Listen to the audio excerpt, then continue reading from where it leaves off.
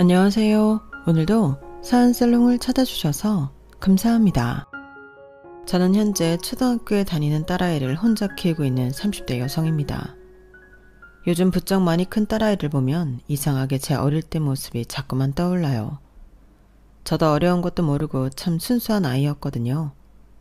그런데 긴 결혼 생활은 아니었지만 이상한 사람들이랑 엮여 고생을 직살나게 하다 보니 성격이 좀 많이 변했는데, 이런 걸 보면 환경이라는 게 사람한테 미치는 영향이 정말 큰 것 같더라고요.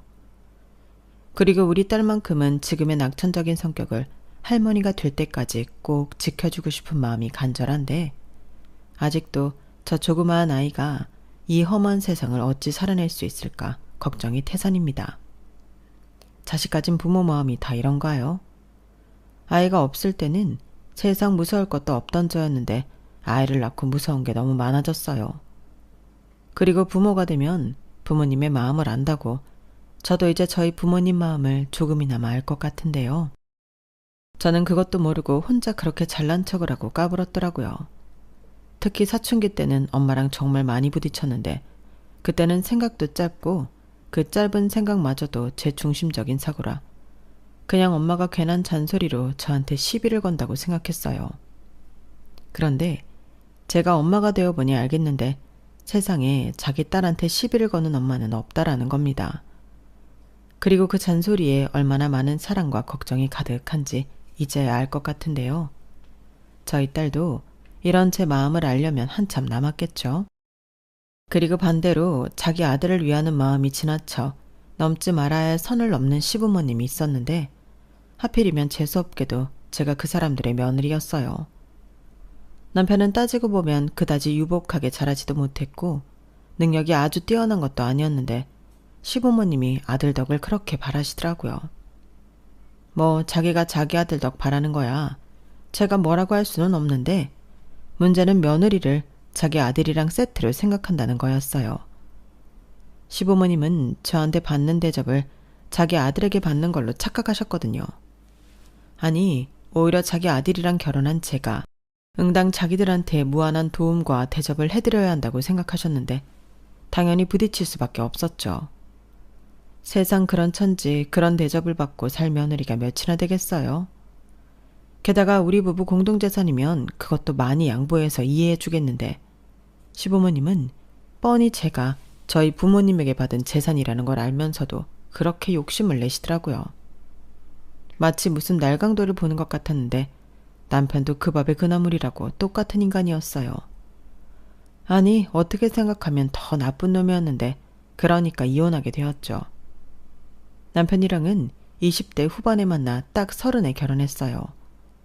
그리고 저희 부모님은 제가 결혼할 때 아빠의 직업상 캐나다로 이민을 가게 되었는데요. 오빠도 유학을 하다 외국 생활이 더 맞다며 캐나다에서 카페 사업을 하고 있었어요. 거기에 경사스럽게도 새언니가 바라던 아기를 낳았는데, 언니 친정은 한국이라 도움받을 것도 없고 겸사겸사 저희 엄마가 아기도 봐주고 향수병에 걸려 힘들어하는 새언니도 돌봐주고 싶다고 고민 끝에 결심을 하신 거였어요. 그게 아니었으면 엄마는 한국에 남고 아빠만 캐나다로 가실 예정이었는데, 제가 또 결혼을 한다고 하니 마음을 정하셨다 하더라고요. 너도 시집가면 네 남편이랑 잘 살 테고 그럼 엄마 찾는 일도 많이 없을 텐데, 그러면 엄마는 네 새언니 챙기러 가고 싶다. 애가 타국에서 얼마나 힘들겠니? 우리 아들 하나만 믿고 그 먼 곳에서 사는데 엄마라도 좀 챙겨야지. 네 아빠도 혼자 보내기는 좀 불안하고. 우리 딸, 엄마 캐나다 가도 괜찮지? 이렇게 말씀하셨는데요. 솔직히 서운하지 않았다면 거짓말이지만 그때는 남편이 너무 좋았기 때문에 엄마 마음이 그렇다면 그러라고 했어요. 괜히 저는 저대로 결혼하고 엄마에게 소홀히 하면 그건 그거대로 미안할 것 같았거든요. 그리고 딸만 혼자 남겨두고 먼 타국으로 가는 게 미안한 마음이 있었는지, 엄마와 아빠는 감사하게도 저희 가족이 살던 집을 제 명의로 일찍이 옮겨주셨는데요. 일종의 결혼 선물이라고 하셨어요. 그런데 저희 가족이 살던 집이 2층 주택이었거든요. 신혼집으로 쓰기는 좀 크긴 했어요. 그래서 위에는 세를 줄까 그런 생각도 했었는데, 또 신혼인데 모르는 사람이랑 위아래로 산다는 게 신경이 쓰여서 그냥 두기로 했었죠. 저희 친정 식구들이 놀러 오면 쓸 수 있는 게스트룸으로 쓰면 될 거라고 생각했거든요. 그리고 당시 결혼을 약속한 남편은 수학학원을 운영하는 원장이었는데 왜 초중고 학생 수학만 전문적으로 가르치는 학원이 있잖아요. 그런 학원을 운영하고 있었어요. 초등학생은 직원으로 선생님이 계셨고 중고등학생은 남편이 원장 직강으로 가르쳤는데 학원 운영은 곧잘 되는 편이었어요. 웬만한 대기업 연봉보다는 높았는데 성격도 유머러스해서 같이 있으면 늘 배꼽이 빠지게 웃었어요. 또 그런 성격 때문인지 원생한테 인기도 많았는데 학부형을 많이 만나서 그런가 저희 집에 처음 인사를 왔을 때도 넉살 있게 저희 부모님에게 잘했어요. 그 덕에 점수도 많이 딴 남편이었는데요. 저희 엄마가 평소에 그러셨거든요. 남자 볼 때 이것저것 볼 게 많긴 하지만 가장 중요한 건 성격이다. 아무리 잘나고 멋있으면 뭐해? 성격이 안 맞으면 붙어 살기 힘들어.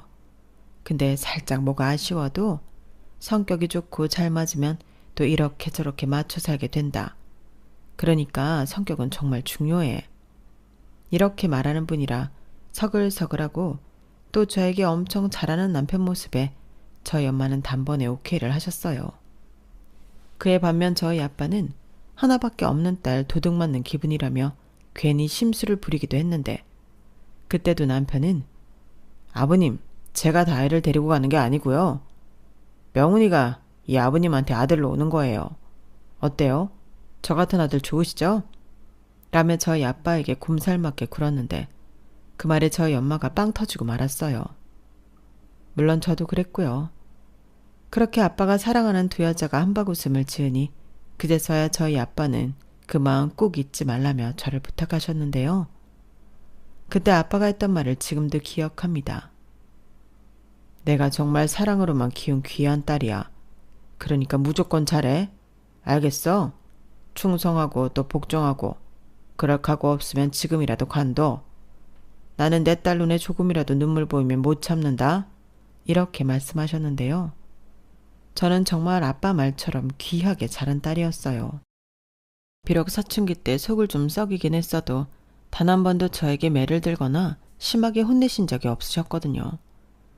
늘 말로 조곤조곤 설명하시고 또 제 마음을 궁금해하셨는데 그때는 다 짜증나고 그냥 냅뒀으면 하는 마음이 들었지만 이젠 그게 애정이 없다면 절대 쉬운 일이 아니라는 걸 알고 있죠. 그리고 남편에게 그렇게 끼운 소중한 딸이니 꼭 잘해야 한다고 얘기하는 모습에 제가 그만 눈물이 글썽했는데 그때였어요. 안 돼 자기야. 울면 안 돼. 아버님, 이건 제가 울린 게 아닙니다. 아버님이 울리셨어요. 아니 왜 제 귀한 여자친구를 울리시지? 용서할 수가 없네. 라며 남편이 상황을 또 재미있게 만들었고 저희 가족은 이런 사람이라면 가족으로 함께하기에 너무 좋다며 그야말로 두 팔 벌려 대환영했어요. 그러니까 흔쾌히 집도 넘겨주셨겠죠. 그리고 대망에 제가 시댁에 인사를 갔을 때는 아무래도 긴장할 수밖에 없었고 남편만 믿고 그 집 문턱을 넘었는데요. 시부모님의 첫인상은 한마디로 평범했어요. 막 좋다고 할 수도 없고 또 너무 싫다고 할 수도 없는 그냥 어느 집에서나 볼 수 있는 아줌마 아저씨 같았는데 신우는 남편처럼 싹싹한 편이라 그나마 다행이었어요. 솔직히 저는 시부모님보다 신우와 성향이 맞지 않을까봐 걱정을 많이 했거든요. 그런데 남편의 성격이 신우이한테도 보였고 친화력이 엄청 좋았는데 그래서 처음부터 편했어요. 하지만 어째 시부모님은 싫고 좋고가 가늠이 되지 않아 어려웠는데 우리 엄마 아빠 원래 그래. 물에 물 타듯 술에 술 탄 듯 자식 일에 크게 관심이 없어. 우리 결혼도 그럴걸. 라고 남편은 신경 쓰지 않아도 된다고 했어요. 그런데 그거야 어디까지나 자식 입장에서 하는 소리고 며느리 입장에서 그럴 수 있나요? 그래서 저는 뵐 때마다 제가 보여드릴 수 있는 최선의 모습을 보이려 노력했는데 그러자 시어머님이 저를 좀 편하게 보기 시작하셨어요. 말도 많이 붙여주시고 부모님이 모두 해외로 간다는 것에 마음도 써주셨는데 남편도 놀라더군요. 나는 우리 엄마 저렇게 많이 표현하는 거 태어나서 처음 본다. 나나 지은이한테 보여준 적 없는 모습이야. 우리 엄마 자기 엄청 마음에 드나 보다. 그거 봐. 이 세상에 자기 싫어하는 사람 없다니까. 만약에 있어도 그 사람이 100% 이상한 거지. 이렇게 설레발까지 치며 자기가 더 좋아했는데요. 그렇게 저희는 결혼했어요. 결혼식 비용은 반반씩 했고 제명이 집에서 생활하면 되니 남편이 혼수를 했는데 조금 인테리어를 바꾸고 새 살림살이가 들어오니 집이 새롭게 보이더군요. 그 집에서 제가 10년 넘게 살았는데 완전 환골탈태를 한 것처럼 보였어요. 봉하만큼 저는 설레는 마음으로 신혼을 시작했고 처음 1년은 행복 그 자체였죠. 보통 결혼하면 서로 다르게 살아온 만큼 많이 싸운다고 하는데 저희는 그러지도 않았어요. 전적으로 저에게 맞춰주는 남편 덕에 그럴 일이 없었는데 그 마음이 고스란히 느껴져서 저도 남편이 싫어하는 건 하지 않으려 노력하며 살았죠. 왜 그 사람이 좋아하는 일을 하기보다 그 사람이 싫어하는 일을 하지 않는 것이 더 중요하다고 하잖아요. 저는 그 말을 100% 공감하는 사람인데 그래서 그 철칙을 지키고 사니 트러블이라고 할 것이 정말 없었죠. 저는 저희가 앞으로도 계속 이렇게 살 거라고 생각했어요.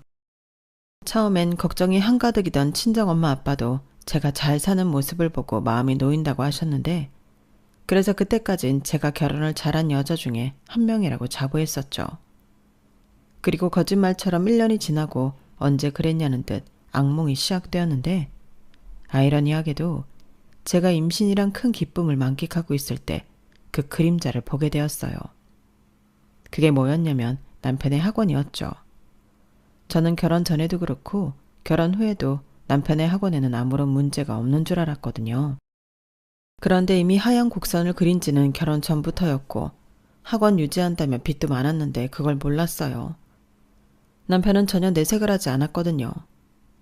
그리고 결혼 전부터 저희 두 사람은 각자 하는 일에 크게 터치하지 말자고 얘기를 자주 한지라 관심이 없었다기보다 상대를 믿고 맡겼어요. 그런데 제가 그렇게 믿고 있던 사이 남편은 학원을 접을 수 없다는 일념에 강사도 늘리고 오래된 삼각 건물 인테리어에 마케팅 용품까지 만들어 무리한 홍보를 한 듯 했는데 그게 다 빚이었다 하더군요.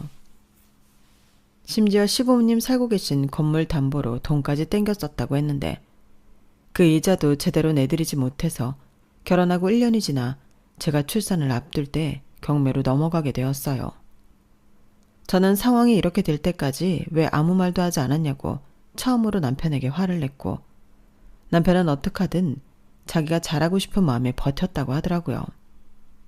그러면서 신용대출은 물론이고 갖다 쓸 수 있는 돈은 전부 다 갖다 썼고 이제 손도 못 대는 지경에 이르니 남편이 저에게 이실직고 했어요. 도와달라는 거였죠.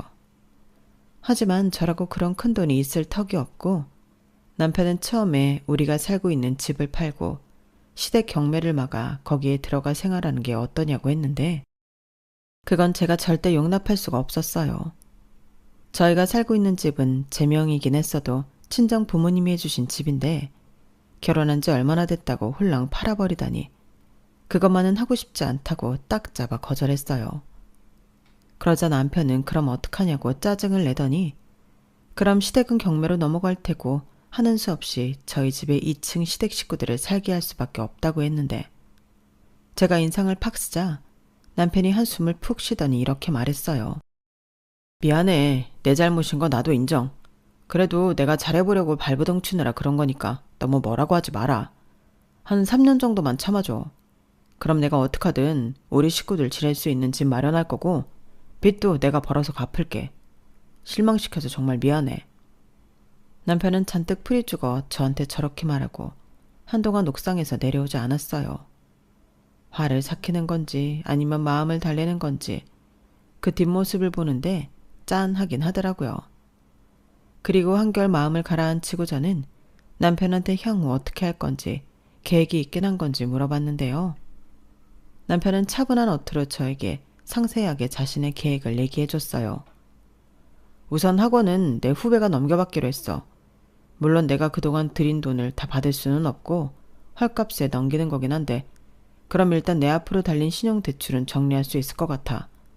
그리고 후배한테 얘기해서 부원장으로 월급 강사하라고 했는데 예전 같지는 않겠지만 고정 수입이 있으면 금방 내가 말한 대로 우리 엄마 아빠 지낼 곳 마련할 수 있어. 이렇게 얘기를 하는데 저는 그럼 학원 정리한 돈으로 일단 시댁 경매를 막아보는 게 어떠냐고 했죠. 그러자 남편은 바로 그러더라고요. 나도 당연히 그게 되면 그렇게 하지. 근데 액수가 너무 커서 그건 좀 힘들 것 같아. 그리고 내 신용이 계속 불량이면 내가 어디 가서 일도 할 수 없잖아. 엄마 아빠한테는 죄송한데 우선 이게 최선이야. 아니 아무리 그래도 어떻게 갑자기 시부모님을 모시고 살아? 왜? 1, 2층 나눠져 있으니까 그래도 계속 부딪히지는 않잖아.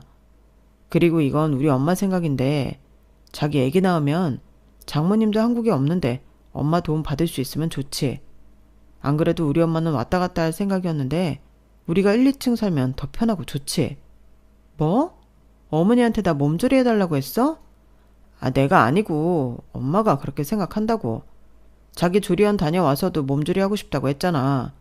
그래서 집에 오는 도우미 부른다고 하지 않았어? 근데 내가 알아보니까 그 도우미는 집안일을 해주는 것 같지는 않던데. 근데 우리 엄마는 다르지. 애도 봐주고 밥도 해주고 청소도 해주고 다 해줄 텐데 뭐하러 남의 손을 빌려? 말이 쉽지. 친정엄마도 아니고 시어머니한테 어떻게 그걸 다 부탁해. 그리고 비용은 시어머니가 원해서 오시는 것도 아니고 자기 때문에 집 날리고 오시는 건데 돈이라도 넉넉히 드려야 할 거 아니야. 그건 내가 알아서 할게. 그러니까 자기는 불편하다고 생각하지 말고 도움 받을 수 있다고 생각해. 이런 상황에 내 입으로 이렇게 말하는 것도 웃기지만 좋게 생각하면 장점도 많잖아. 자기 육아휴직 쓰기 눈치 보여서 스트레스 받는다며. 근데 우리 엄마가 있으면 그 육아휴직 안 써도 되지. 그래도 그렇게 해도 되는 거야? 자기 생각이지. 어머니 생각은 안 물어봤잖아. 우리 엄마는 첫 손주인데 당연히 그렇게 해주지. 그건 나만 믿어. 저는 남편의 말에 생각이 복잡해졌어요. 그리고 이러니 저러니 해도 시부모님 집에 경매를 막을 길이 없는 것 같았고 꼼짝없이 1, 2층 분리가 되었다고 하지만 시댁 가족들을 데리고 살아야 할 것 같았는데 신호가 그러더라고요. 오빠가 전에 그랬어요. 내가 우리 집 날아가면 어쩌려고 집담보를 하냐고 막 뭐라고 했더니 모시고 살면 된다고 큰소리 뻥뻥 쳤다니까요. 나는 솔직히 언니 집에 가서 객집구를 살고 싶지 않았거든요. 그럼 좋은 사이도 멀어지지.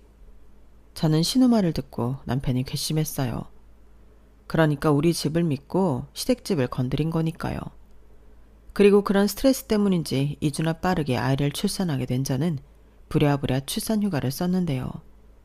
한참 진행 중이던 프로젝트가 있어서 회사에서 눈치를 엄청 주더군요. 아이가 나오는 건 제가 어찌할 수 있는 게 아닌데 왜 하필 지금 애가 나오냐고 제 위 남자 부장님이 볼멘 소리를 했어요. 그 말을 듣는데 어찌나 서럽든지 울면서 진통을 했는데 그래서 어쩔 수 없는 상황을 받아들이기로 마음먹었죠. 저는 절대 회사를 그만두고 싶지 않았거든요. 그래서 이렇게 된 거 시어머니 찬스 좀 쓰고 3년 뒤 시부모님 나가시면 아이는 어린이집에 보낼 계획을 세웠는데 피할 수 없으면 즐기라고 그렇게 마음을 먹으니 불안했던 출산 직후가 조금은 마음이 놓였어요. 시어머니는 평생 전업주부로 사셨는데 아무래도 믿을 수 있을 것 같았거든요. 그렇게 울며 겨자 먹기로 저는 합가를 했어요. 캐나다에 있는 친정 식구들에게도 상황을 이야기했는데 저희 엄마는 한숨을 쉬셨지만 저희 아빠는 잘했다고 하셨어요. 그리고 남편한테 뭐라고 하지 말고 믿어주라고 하셨는데요. 저희 친정 오빠도 어렵게 사업을 하고 있다 보니 저희 아빠는 사위 편을 들어주고 싶으셨나 봅니다. 그렇게 시부모님 집은 경매로 넘어가고 시부모님 두 분만 저희 집 2층으로 이사를 오셨어요.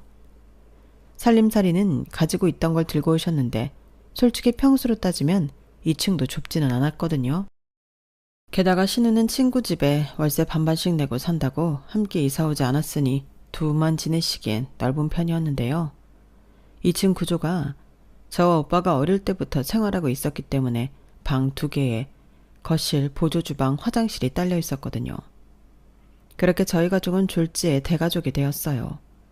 식구가 무려 5명이나 되었는데 처음엔 시어머니가 정말 살뜰히 청소도 하시고 저희 애기도 케어해 주셔서 솔직히 편했어요. 때 되면 미역국에 밥까지 떡하고 차려주시는데 합가하기 싫어했던 마음이 죄송하게 느껴질 지경이었죠. 그런데 그것도 길지는 않았는데요. 시어머니는 1, 2층 오르내리는 게 무릎이 너무 아프다며 저희와 1, 2층을 바꾸던지 그게 아니면 1층 집안일은 못 해주겠다고 태도를 바꾸셨어요. 그런데 1층은 아무래도 거실이 더 넓고 주방에 테라스 발코니까지 있다 보니 내어드리고 싶지 않았는데요. 그러자 시어머니는 정말로 손을 똑 하고 떼시더라고요. 심지어 저희 아이 봐주시는 것도 하기 싫어하셨는데 그러면서 남편 말과 다르게 제가 시어머니 눈치를 보는 일이 생겼어요.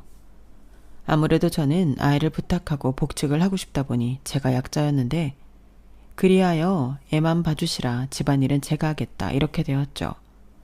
그런데 식구가 5이잖아요.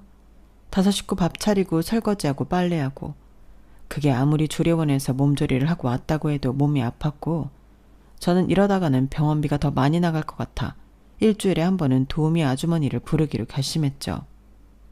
친한 친구가 도우미 아주머니가 월요일마다 오시는데 그날 대청소해 주시고 반찬도 넉넉히 만들어주고 가신다고 했어요.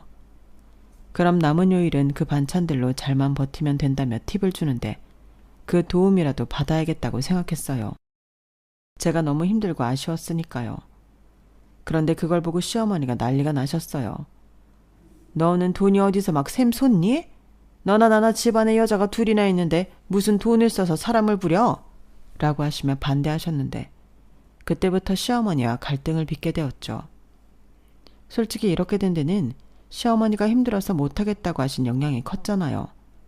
그리고 저는 당장 출산 휴가가 끝나 복직을 해야 하는 입장이었기 때문에 다른 방법이 없다고 강하게 말씀을 드렸더니 시어머니도 더는 아무 말씀 못 하셨어요.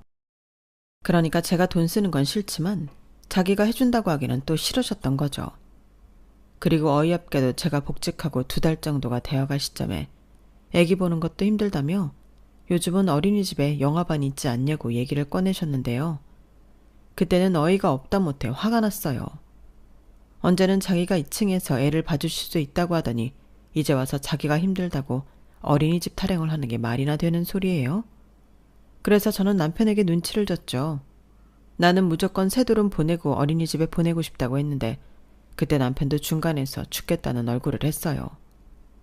자기 부모님 집도 날려먹어 죄인인데 마누라 눈치에 자기 엄마한테 싫은 소리를 해야 했으니 힘들다는 거였죠. 그러니 슬쩍 저에게 이해를 해주면 안 되겠냐고 헛소리를 하기 시작했는데 저는 이놈 잘 걸렸다.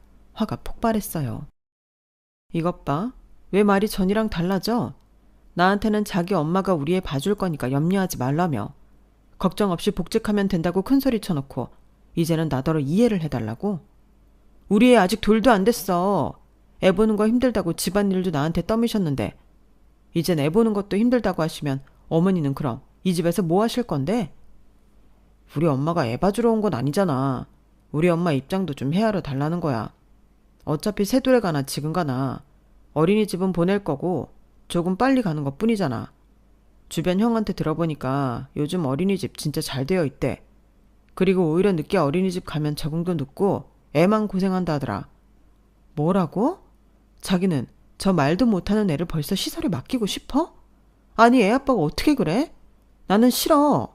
그거 아니시면 월세라도 얻어서 당신 부모님 분가시켜드려. 임다혜, 너 진짜 너무한 거 아니냐? 아무리 그래도 어떻게 나이 많은 부모를 내보내라고 할 수가 있어. 언제는 3년만 기다리라며. 설마 그것도 말 바꾸는 거야? 평생 여기 계시는 거냐고. 그건 아니지만 내가 번듯한 집이라도 얻어서 거처로 옮겨드리는 거지. 이렇게 하는 건 내쫓는 거잖아. 몰라. 나도 억울하고 힘들어서 그래. 나도 복직한 지 얼마 안 돼서 힘들어 죽겠는데 이게 뭐냐고. 그럼 자기가 회사를 그만두고 애를 봐. 육아수당 뭐 그런 거 나오잖아. 자기가 애 보고 살림하면 평화롭게 끝날 일 아닌가? 내가 주말에 투잡이라도 뛰어서 돈 더 벌어올 테니까 자기가 회사 관둬. 뭐라고? 저는 남편의 말에 기함을 했어요. 내가 왜 잘 다니던 회사까지 그만두고 시부모님 수발을 들어야 하냐고 고래고래 따지고 들었죠. 그러자 그 소리가 2층까지 올라갔는지 시부모님이 내려오셨는데 무릎이 아파 1층으로 못 내려오겠다는 시어머니가 시아버님보다 더 빠르더라고요. 그리고 무슨 일인지 묻지도 않고 저에게 다짜고짜 너는 왜 네 남편한테 소리를 지르냐? 밖에서 힘들게 일하고 왔는데 마누라가 비위를 잘 맞춰줘야지. 어디서 큰 소리야? 라며 저를 나무라셨는데요. 정말 어이가 없었죠. 누구 때문에 저희가 부부싸움을 벌이는 건데요. 그리고 자기 아들만 밖에서 힘들게 일했나요? 시어머니는 저에 대한 그 어떤 배려도 없으셨어요. 그건 시아버님도 마찬가지셨는데 꼭 저한테만 이것저것 시키셨거든요. 그래서 제가 힘들어 남편에게 좀 하라고 밀기라도 하면 어허, 어디 남자한테 심부름을 시켜. 나는 너한테 시켰다. 이러시면서 며느리라고 저만 부려먹었는데 아니, 며느리 집에 얹혀 사시면서 이러는 건 또 무슨 경우죠? 이래서 신우말처럼 같이 살면 사이만 나빠진다는 것 같았는데 후회해도 때는 늦었어요. 그러니 시부모님은 시부모님대로 남편은 남편대로 미워 죽겠는 날들이 이어졌는데 그러던 중 저희 엄마가 외갓집 행사로 잠깐 귀국해 저희 집에 며칠 계시게 되었어요. 그러면서 온 김에 며칠 계시다 가시겠다며 1층에서 저희 부부와 함께 지내셨는데 시부모님은 그게 많이 불편한 모양이었죠. 하지만 대놓고 뭐라고 할 수가 없으니 2층에서 잘 내려오지도 않고 당신들 땅에는 시위라도 하듯 비협조적이었는데 저희 엄마는 오히려 그러면 당신이 2층에 올라가 집 여기저기를 살피며 원주인의 면모를 보이셨어요. 어머, 여기 왜 이렇게 곰팡이가 생겼지? 제가 지날 동안은 한 번도 이런 일이 없었는데? 사부인, 환기 잘 안 하세요? 곰팡이 있으면 건강에도 안 좋은데 관리를 좀 하셔야죠. 이렇게 저도 못하는 참견을 하셨는데 그러면 시어머니는 아, 네, 그래야겠네요. 저는 잘 몰랐어요. 라며 떨떠름한 얼굴이 되셨고 시아버님은 그 자리에 있지도 않으셨어요.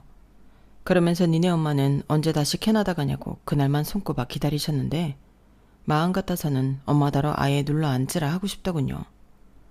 그만큼 저희 엄마가 있을 때랑 없을 때 시부모님 태도가 달랐거든요. 아무래도 저에게 함부로 하지 못하니 그런 점도 좋았는데요. 남편은 남편대로 오랜만에 온 장모한테 잘 보이려 갖은 알랑방귀를 뀌었어요. 그러자 시부모님은 또 그것도 못마땅한 듯 보이셨는데 그러다가 자기들이 아들 부모인데 계속 그렇게 저자세로 있는 것이 짜증이 났는지 은근 저희 엄마에게 아우 여기는 걱정하지 마세요. 어차피 애들 주신 거잖아요. 그리고 바깥 사돈도 혼자 계시면 외롭고 힘드실 텐데 딸 걱정하는 마음을 잘 알겠지만 캐나다 다시 가셔야 하는 거 아니에요? 여기는 저희가 있으니 아무 걱정하지 마세요. 라고 반격을 꾀하시더군요. 솔직히 그때는 좀 웃겼어요. 아무리 저희 부모님이 집을 넘겨주긴 했지만 저런 말을 듣고 있으면 기분이 안 좋을 걸 모르셨을까요? 그래서인지 저희 엄마는 저희 남편은 원래 혼자 잘 있어요. 그리고 아들이랑 며느리도 있는걸요. 여기 집이 좁은 것도 아니고 설마 제가 있는 게 불편하신 건 아니시죠? 오랜만에 와서 그런가 편해서 가고 싶지가 않네요. 옛날 생각도 많이 나고요. 저랑 남편이 이 집 사려고 엄청 노력했거든요. 뭐 하나 저랑 저희 남편 손이 안 닿은 곳이 없어요. 옥상 평상은 저희 남편이 만든 건데 거기에도 추억이 또 얼마나 많은지. 저는 이 집 저희 딸이 오래오래 살았으면 좋겠습니다. 라며 시어머니 심기를 건드리는데 최선을 다했는데 아, 이게 말로만 듣던 기싸움이구나 싶었어요. 그리고 저희 엄마는 팔은 안으로 굽는다고 그렇게 예뻐하던 사위에게도 불만이 많으셨는데요. 결혼하고 학원도 폐업하고 시부모까지 끌고 들어와 저 불편하게 하고 있으니 예뻐 보일 턱이 없었어요. 그러면서 아무리 생각해도 열받네. 아니 어떻게 내 집에서 너 시집살이를 시킬 수가 있어? 무슨 이런 경우가 있냐고. 그래서 네 시부모님은 언제 나가시는데? 저러다 아예 눌러앉으면 어쩌려고 그래. 내가 너 그렇게 살라고 네 아빠한테 명의 네 앞으로 옮겨주라고 한 줄 알아? 저한테도 불만을 늘어놓으셨는데 오죽 속상하면 엄마가 저한테까지 이러실까 마음이 아프더군요. 전 같으면 내가 힘들지 엄마가 힘드냐고 뭐라고 했을 텐데 그때는 엄마 마음이 너무 잘 보였어요. 그래서 화도 못 내고 연신 미안하다고 얘기만 했는데 그럼 또 엄마는 네가 뭐가 미안해? 네가 잘못한 게 뭐가 있다고 하시면서 눈물까지 글썽였고 정 힘들면 캐나다로 넘어오는 것도 생각해보라고 하시더군요. 그리고 저희 엄마는 출국 날짜에 맞춰 캐나다로 돌아가셨어요.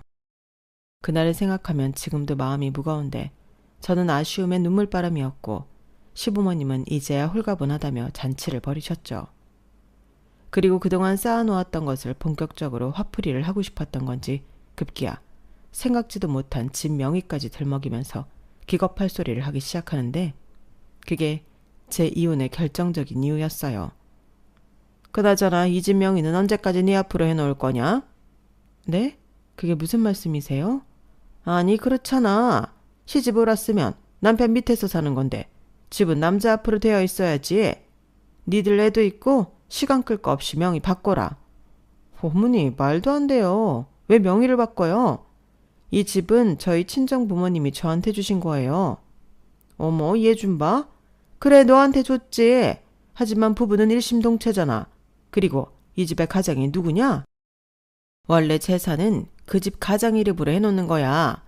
기둥인데 명의도 기둥 앞으로 해야지. 그게 기본이다. 저는 시어머니의 말도 안 되는 억지에 남편을 쳐다봤어요. 그런데 남편은 그 말을 듣고도 아무런 내색도 하지 않았고 시어머니는 왜 애먼 남편을 보냐며 저를 다그쳤는데 그러면서 이번 달 안으로 명의를 옮겨놓으라고 하시더군요. 저는 그럴 이유가 없다고 단칼에 거절했어요.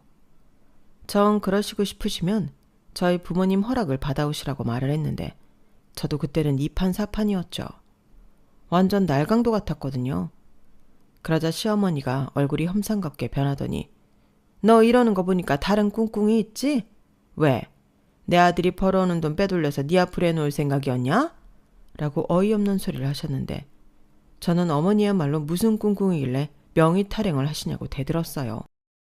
그러자 더 이상 듣고 있을 수만은 없다고 생각하셨는지 시아버님이 나서셨는데 누가 부부 아니랄까봐 똑같은 소리를 하시더군요. 어디서 며느리가 시어른한테 눈 동그랗게 뜨고 대들어? 네 시어머니가 틀릴만한 것도 없구만. 뭔 토를 그렇게 다는 건데. 우리 아들이 자기 앞으로 되어 있는 게 하나도 없으니까 밖에서 기도 못 펴고 남 밑에서 빌빌거리는 거야. 아니 어떤 사내 새끼가 와이프 명의 집에서 길을 펴고 살겠어? 가장이 자기 위신이 서야 밖에서도 어깨 펴고 당당하지. 너 잔말할 것 없다. 시어머니 말 들어. 이 집 우리 아들 앞으로 돌려라. 저 소리를 들었을 때는 온몸이 분노로 벌벌 떨렸어요. 그래서 저는 곧장 남편에게 당신도 그렇게 생각해? 말을 좀 해봐. 내가 이 집을 자기 이름으로 왜 바꿔야 되는데? 자기가 뭘 한 게 있다고? 라고 따졌는데요. 그러자 시아버님이 어디서 하늘 같은 남편한테 함부로 하냐고 들고 있던 당신 핸드폰으로 제 앞에 던졌어요. 다행히 그 핸드폰에 맞지는 않았지만 충분히 저는 위협을 느꼈고 저는 이 뻔뻔한 사람들에게 확실하게 이 집에 대해 못을 박아야겠다고 생각했죠. 아버님, 남자면 가장이면 뭐 다 좋은 걸 몰아줘야 하나요? 그러면 잘하고 나서 얘기해야죠.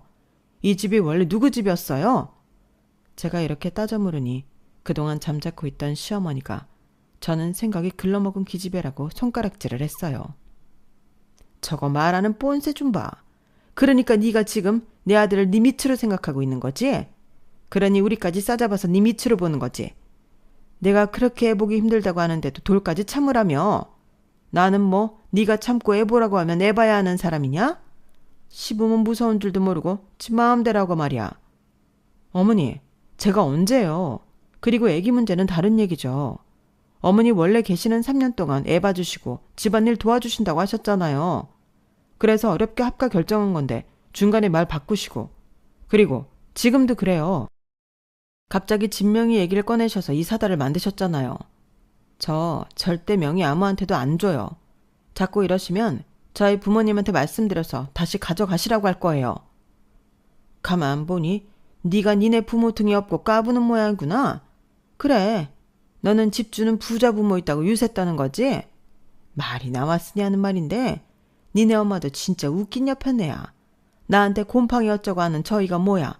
그러면서 뭐? 관리를 좀 하라고? 기가 막혀서 나 참. 그게 어디가 어때서요. 원래 주인이셨고 집 망가지는 거 속상하니까 할 수 있는 말이죠. 너 그 입 안 다물어? 사위가 얼마나 우습고 내가 얼마나 하찮아 보이면 그런 소리를 하냔 말이야. 있는 동안도 아주 지가 주인이고 나보다 위에 있는 사람이지. 뭐라고요? 지요?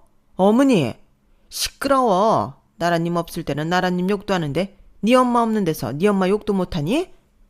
그게 지금 그 자식 앞에서 할 소리예요? 아니, 애당초 진명이 이 사람 앞으로 해주려고 여기 오신 거예요? 당신도 입이 있으면 말을 해. 왜 아까부터 아무 말도 하지 않은 건데? 설마 언감생심 그랬으면 좋겠다고 생각하고 있는 거야? 왜 나한테 그래? 내가 뭐라고 했어? 그냥 어른이 하는 소리 가지고 자기가 발끈하니까 일이 커졌잖아. 그래서 내가 잘못했다? 이런 상황이 왜 생겼는지 벌써 까먹은 건 아니지? 아씨, 진짜 지긋지긋해. 그래, 나 때문이다. 내가 대역죄인이다. 됐냐? 꼭 남의 아픈 데를 쑤셔야 속이 시원하지? 저는 저만 궁지에 몰리는 이 상황이 못 견디게 힘들었어요. 처음부터 호의적이진 않았지만 그래도 저는 많이 참았는데 참은 대가가 이거라니 견딜 수가 없었어요.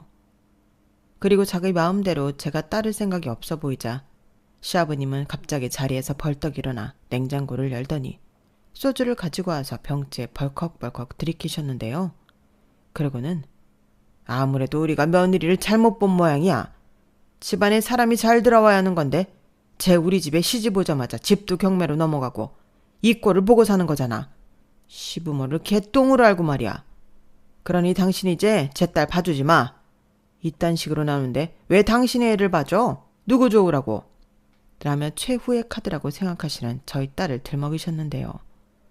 저는 내심 왜 저 말이 안 나오나 했어요. 그리고 저게 손녀를 생각하는 할아버지가 할 소리인가. 저 역시도 제 딸을 맡기고 싶지 않았는데 저도 그 부분은 할 말이 많거든요. 제가 퇴근을 조금이라도 늦게 하면 맨날 전화하셔서 그렇게 닥달하셨어요. 그리고 제가 퇴근하면 기다렸다는 듯 아이를 1층에 내려놓고 도망치듯 올라가셨는데 그런 시부모를 보며 저라고 마음이 좋았을 리가 없었죠. 그래서 시부모님이 아닌 다른 사람에게 아이를 맡겨야 하나 고민하고 있던 중이었는데 저딴 말을 들으니 내일 당장부터라도 시부모한테 아이 맡기지 않고 집 알아보시라고 내쫓고 싶었어요. 당신이 저희 딸이 무기라면 저는 집이 무기니까요. 저는 또 지지 않고 할 말을 다 했어요. 그럼 애 봐주신다고 받으시는 용돈 저도 못 드려요. 그리고 월세든 단칸방이든 집 구하시고요. 최대한 빨리 2층 비워주세요. 뭐야? 너 지금 우리더러 나가라는 거냐? 자기야, 이건 아니지. 아무리 화가 나도 그렇지. 어떻게 그런 소리를 우리 엄마 아빠한테 해? 왜 이제 와서 발끈이야? 지금까지 나 궁지에 몰리는 동안은 가만히 있었잖아. 그야 이럴 일이 아니니까. 이거 봐봐. 괜히 감정의 골만 커져서 문제만 키우고 여기에 나더러 나서서 뭐 어쩌라고. 진짜 비겁하다. 아가씨가 그러는데 자기가 시댁집 담보 잡고 돈 빌리면서 그랬다며. 여차하면 우리 집에서 같이 살면 된다고. 근데 나한텐 뭐라고 했어? 3년만 주면 자기가 다 알아서 한다고 했지? 그동안만 애기 부탁하고 집안일 도움받으면 된다고 나 구슬렸잖아.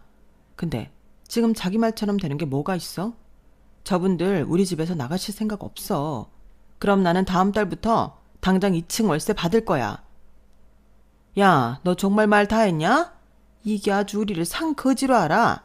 너 그만 못해? 네, 못해요. 먼저 시작한 건 제가 아니에요. 아이씨, 그만 좀 해. 남편은 순간 꼭지가 돌았는지 테이블 위에 있던 잡동사니를 한 번에 다 쓸어버렸어요. 한마디로 테이블을 엎어버린 건데 저런 폭력성이 있었나 제 눈이 휘둥그레졌죠. 하긴 제 앞에 핸드폰 던진 시아버님 밑에 섰었는데 못할 것도 없는 일이라 지금은 생각하지만 그때 너무 놀랐어요. 그런데 놀란 제가 자기한테 겁을 먹은 줄 알고 이게 진짜 참고 있으니까 내가 웃음나. 어디까지 할 건데? 내가 네 부모한테 똑같이 하면 너는 좋겠냐? 이런 막말을 하기 시작했는데요. 그 옆에서 시어머니 하시는 말이 더 대박이었어요. 그래, 우리 아들 잘한다. 네가 서방이랑 시부모 얼마나 무서운지 제대로 알려줘. 쟤 뭐 친정 식구들도 없는데 처맞아도 도와줄 식구도 없잖아. 이렇게 말씀하시는데 저 사람들 정말 무서운 사람들이라는 생각이 들더군요. 그때 제가 어떤 집구석에 시집을 온 건지 제대로 알 수 있었어요. 그리고 남편 역시 명의 문제에서는 자기 부모랑 같은 생각이라는 걸 지 입으로 얘기를 했는데요. 말이 나와서 나도 하는 건데 다른 집들도 다 집은 남편 명이야. 아무리 네가 네 부모한테 받았다고 해도 이건 우리 부모님 말이 맞다고 라고 하니 기도 차지 않더군요. 그래서 웃기는 소리 하지 말라고 제가 말하니 이 집 명의 믿고 제가 까부는 거라고 하더군요. 자기도 그걸 느끼고 있었대요. 그 말을 듣는데 기가 막혔죠. 제가 왜 집을 믿고 남편을 무시하겠어요?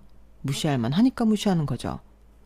그런데 남편은 자기 앞으로 아무것도 없어 제가 자기를 무시한다고 생각하는 것 같았고, 시부모님 역시 같은 생각으로 제 명의를 빼서 자기 아들한테 주고 싶었던 것 같았는데, 그게 저희 엄마한테 당한 것도 복수하고 자기들 좋은 일이라고 생각한 것 같았어요. 참 꿈도 야무지죠. 그래서 이젠 저도 더는 못 참는다고 여기서 더하면 경찰에 신고하겠다고 했는데, 그 사람들은 어이가 없다며 저더러 신고하라고 했어요. 우리가 너를 뭐 때리기를 했니? 위협을 했니? 라고 시어머니가 저에게 핸드폰까지 쥐어줬는데 저는 곧장 경찰에 신고를 했죠. 이 현장만 봐도 저는 충분히 위협을 받은 게 증명될 거라고 믿었거든요. 그렇게 경찰이 출동했어요. 그러자 남편과 시어머니는 억울하다며 가족 간의 단순한 다툼이라고 상황을 무마했는데요. 경찰은 어수선한 집안을 보며 저한테 무슨 일이 있었는지 설명해 보라고 했어요. 그래서 저는 차분하게 상황을 설명했죠. 그러자 시어머니가 저기 경찰관님, 우리는 제 머리털 하나로 건드리지 않았어요. 그런데 이런 걸로 신고를 해도 되는 건가요? 저희 너무 억울해요. 라며 폭력은 없었다는 걸 강조하셨는데 경찰분이 인상을 찡그리며 그러셨어요. 이런 것도 가정폭력입니다. 세 분이 한 사람을 놓고 진명해달라고 위협하셨잖아요. 다 아시는 어른들이 왜 그러세요? 명의 문제는 소유주분 마음이죠. 어쩜 저는 경찰분의 말에 답답했던 속이 뻥 하고 뚫리는 것 같았어요. 그리고 한 경찰분은 남편을 따로 불러 경위를 조사하셨죠.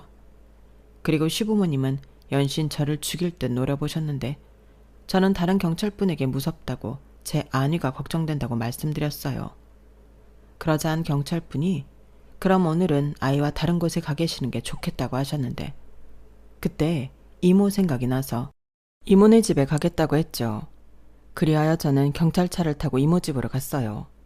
그러자 이모와 이모부가 깜짝 놀랐고, 제가 집에서 있었던 일을 말씀드리니 이모부가 이 도둑놈들 당장 내쫓아야 하는 거 아니냐고 화를 내셨는데, 이모는 차분하게 저에게 어쩌고 싶냐고 묻더군요. 설마 이 지경까지 왔는데 계속 살 거 아니지? 너 이러고 사는 거 알면 네 엄마 화병 난다. 엄마 간지 얼마나 됐다고 이래? 엄마 있을 때 당했다고 나한테 복수하는 거야. 정말 사람이 못됐다. 너 이혼할 거면 이모가 변호사 알아봐줄게. 괜히 가서 그 사람들이랑 싸우지 말고 여기 있어. 그러다 집 가지고 장난치면 어떡해. 그래 여보, 주인이 자기 집에 있어야지. 그럼 그것들이 순순히 집에서 나갈 것 같아? 난 집도 집이지만 내 조카가 더 중요해. 이 어린애까지 어쩔 거야? 이모는 속상하다는 듯 연신 한숨을 내쉬었어요. 그리고 다음날 저는 남편에게 이혼 의사를 전하며 합의 의사가 있는지 물었는데 역시나 자기는 잘못이 없다며 이혼하지 않을 거라고 하더군요. 그러면서 어제는 자기가 제정신이 아니었다며 미안하다고 사과를 하는데 저는 됐다고 했네요. 남편은 제가 자기 사과를 받아줄 기미가 보이지 않자 이번에는 집 명의 문제도 자기가 얘기해서 다시는 저에게 얘기하지 않도록 한다고 했지만 이젠 그런 말을 믿을 수 없었어요. 그래서 더 할 말 없으니 너도 니네 부모도 내 집에서 당장 나가라고 했는데요. 남편은 또 왜 말을 계속 그렇게 하냐며 화를 내더군요. 뭐가 네 집이야, 우리 집이지. 네가 그러니까 우리 엄마 아빠가 더 그러는 거야. 이렇게 말하는데 저건 정신을 절대 못 차릴 거라는 확신이 들었어요. 그런데 이 인간이 그 뒤에 뭐라고 한 줄 아세요? 나는 절대 못 나가. 그리고 이혼도 못 해줘. 누구 좋으라고? 라고 하면서 깐족깐족 저를 약올리는데 말로 해서 해결될 일이 아니었죠. 그래서 누가 이기나 해보자고 하고 저는 곧장 제가 할 수 있는 모든 법적 조치를 취했어요. 일단 경찰에 신고한 기록이 있어 접근금지 신청을 했고 제 명의 집에서 계속 버티면 퇴거 불응 소송도 할 수 있다고 해서 부모님 앞으로 소장을 작성했는데 시부모님이 소장을 받고 많이 놀란 듯 하더군요. 남편이 거품을 물고 저를 찾아와 이모 집으로 왔어요.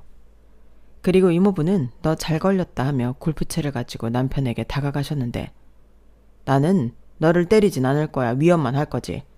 네가 우리 조카한테 그랬다며? 어디 너도 똑같이 당해봐. 이렇게 말씀하시고 골프채를 휘두르셨어요. 그러니 기세 좋게 쳐들어올 때는 언제고 남편이 도망가기 바빴는데 전화로 당장 취하하지 않으면 자기가 온갖 방법들을 동원해 제 집을 뺏을 거라고 했는데요. 저는 그 말도 야무지게 녹음했죠. 그리고 대망의 이혼 소장을 작성했고 제가 자기랑 자기 부모를 상대로 소송 절차를 밟으니 이 상황이 힘으로 누를 수 있는 상황이 아니라는 걸 자각한 듯 하더군요. 그리고 남편은 언제 그랬냐는 듯 태도를 바꿨어요. 정말 비굴하게 빌기 시작했는데 그게 먹힐 줄 알았나 봐요. 하지만 그게 먹힐 정도였으면 이를 이만큼 키우지도 않았을 저였는데 급하긴 급했는지 시어머니가 제 회사까지 찾아와 미안하다고 빌었어요. 다시는 명의 바꿔달라는 소리 하지 않겠다며 소송을 취하해달라고 하셨는데 때는 늦은 후였죠. 제가 이제 그 사람들 꼴도 보기 싫은데 그게 무슨 소용이 있겠어요? 저는 이제 다 늦었다고 이러실 필요 없다고 말했어요. 그러자 시어머니는 제 바지가랑이를 붙들고 늘어지셨는데 이 사람들 정말 왜 이렇게까지 사람을 곤란하게 하는 건지 너무 짜증이 나더군요. 그리고 남편도 마찬가지였어요. 필사적으로 매달리는데 원하는 것만 얘기하면 자기가 다 들어준다고 하더라고요. 아니, 하라고 할 땐 딴소리 하는 건지 저는 하루빨리 쪽내고 싶었어요. 그렇게 저는 조금의 틈도 주지 않고 이혼 소송을 밀어붙였고 남편은 제 마음을 돌려보겠다고 제 명의집에서 자기 부모님을 이사시켰더군요. 그리고는 다시는 시부모님이 저에게 뭐라고 싫은 소리를 하는 일은 없을 거라고 호언장담했는데 저는 너도 내 집에서 나가라고 시원하게 말했습니다. 그리고 이모한테 연락을 받은 저희 부모님이 급히 귀국을 하셨는데요. 당연히 저희 부모님을 보고 남편은 한마디도 하지 못하고 집에서 나갔어요. 그리하여 저는 이모 집에서 다시 집으로 돌아갔고 저희 부모님은 저에게 이혼하고 캐나다로 함께 가는 것이 어떠냐고 물으셨는데 솔직히 솔깃하긴 했지만 저는 괜찮다고 거절했어요. 아니 왜? 여기 있으면 저 사람들 다시 찾아와서 너 괴롭힐 수도 있는데. 그래서 생각을 좀 해봤는데 나는 이 집에서는 못 살 것 같아. 명의도 다시 아빠가 가져가. 그럼 너는 애랑 어쩌려고? 이모 집 근처에 오피스텔 나왔더라. 나 거기에 가서 살려고. 밑에 상가도 있어서 편하고 주변에 어린이집이랑 초중고 다 있어. 애 키우기 나쁘지 않을 것 같아. 그리고 이모가 도와준다고 하기도 했고. 물론 공짜로 도움받진 않을 거야. 아, 그래도 그렇지. 너 혼자 안 힘들겠어? 그냥 엄마 옆에 있으면 편하잖아. 나 그럼 회사 그만둬야 하잖아. 나 지금 일하는 거 좋아. 재밌어. 이혼하는 건 어쩔 수 없는데 일까지 그만두고 캐나다로 도망가고 싶지 않아. 저는 다시 한번 캐나다로는 가지 못한다고 얘기했어요. 그러자 저희 아빠는 알겠다고 하셨는데 대신 그 집엔 월세를 두고 그 월세를 제 통장으로 받게 해주신다고 하시더라고요. 아무래도 애기 키우면 돈이 필요하다고 그렇게 해주셨는데 감사했죠. 그리고 이모가 정말 살뜰히 저를 챙겨주셨는데 원래도 저를 많이 예뻐해 주시는 이모라 도움을 많이 받았어요. 저는 어린이집에 아이를 맡길 생각까지 하고 있었는데 이모는 질색을 하며 아, 이 조그만 걸 어떻게 어린이집에 보내냐? 그냥 이모가 볼게. 이렇게 얌전한 공주님은 일도 아니지. 너 이모가 아들만 셋 혼자 다 키운 거 알지? 이모는 애 보는 게 제일 쉬워. 너는 이런 일 있으면 진작에 이모한테 말을 하지. 그럼 내가 봐줬을 텐데. 라고 하셨어요. 그 말이 얼마나 의지가 되고 감사했는지 저는 이모한테 따박따박 수고비 드린다고 약속을 하고 그 이후에는 새로운 삶을 시작했는데요. 이혼이라는 게 제가 직접 할 일은 달리 없지만 빨리 끝나는 일은 아니었어요. 꼬박 1년이 걸렸는데 남편과 시부모님은 저희 집에서 나가 방 2개짜리 오래된 빌라에서 월세 생활을 하고 있다고 했어요. 그 말을 듣는데 어찌나 쌤통인지 그렇게 명의 타령을 하더니 잘됐다 싶었죠. 그 월세 계약 명의는 자기 아들 앞으로 했을 거잖아요. 그리고 생활이 어렵다는 이유로 적당한 선에서 협의를 해달라고 호소하기도 했는데 저는 받아주지 않았어요. 그건 그들의 사정일 뿐 제가 고려해야 할 부분이 아니라고 생각했거든요. 그리하여 저는 위자료 양육비 다 뜯어내고 이혼했어요. 이혼이 결정되던 날 어찌나 기분이 좋던지 제 발목을 잡고 있던 족쇄가 풀린 기분이 들었는데요. 거꾸로 남편과 그 부모는 세상을 다 잃은 얼굴이었죠. 남편은 양육비라도 쫙 깎아보려고 개수작을 부렸는데 저는 그러기만 해보라고 그것도 다 법적 청구할 거라고 했는데 남편은 저더러 너무하다고 하면서 뒤에는 욕을 했어요. 저는 기분은 나빴지만 이제 남인데 그러거나 말거나 하면서 그 자리를 떠났고 현재까지 남편은 양육비를 단 한 번도 안 보내고 있네요. 저는 일단 그러라고 두고 있어요. 나중에 한꺼번에 청구해서 압류를 하든 강제 집행을 하든 제대로 또 한 방 먹여줄 계획을 하고 있는데요. 그러게 자기들 입장에서는 제가 글러온 복덩이일 텐데 왜 욕심을 부려 화를 자처하는지 살면서 내내 땅을 치며 후회하고 살았으면 좋겠네요. 저는 현재 여전히 이모 집 근처 오피스텔에서 딸과 함께 살고 있어요. 솔직히 이젠 제 딸인지 이모 딸인지 모를 정도로 이모 집에서 공주 대접 받으면서 사랑 듬뿍 받고 지내는데 어느 날 저희 딸이 그러더라고요. 엄마는 일하는 게 제일 멋있어. 이모가 그러더라. 엄마 일 좋아하니까 마음껏 일하라고 냅두래. 그래야 돈 많이 벌어서 나 하고 싶은 거 다 시켜준다고. 그래서 나는 엄마 일하는 게 제일 좋아. 엄마 화이팅! 오래 일해!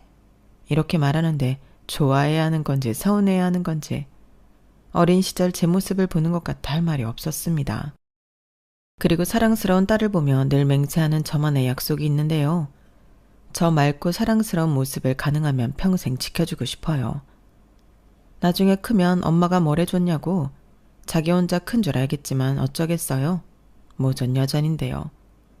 그러니 나중에 서운할 때 두고두고 꺼내볼 수 있도록 지금 예쁜 모습을 많이 봐두려고 하는데 저도 저지만 앞으로 저희 딸의 미래엔 예쁜 꽃길만 가득했으면 좋겠습니다. 부모 마음이 다 그런 거잖아요.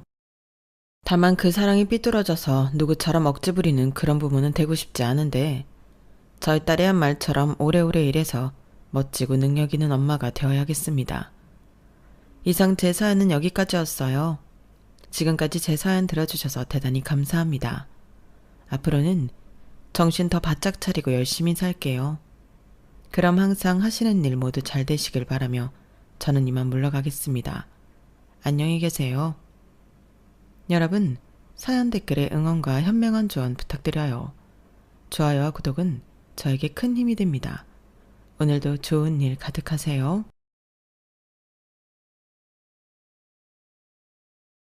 안녕하세요. 오늘도 사연 살롱을 찾아주셔서 감사합니다. 저는 서울에 살고 있는 결혼 8년차 여자입니다. 꽤 길다면 길다고 할 수 있는 결혼 생활 동안 이렇게 제가 라디오에 사연을 보내게 될 줄은 꿈에도 몰랐어요. 물론 저도 대한민국에서는 평범하다고 할 수 있을 정도의 시댁살이를 시키는 시부모님이 계시긴 해요.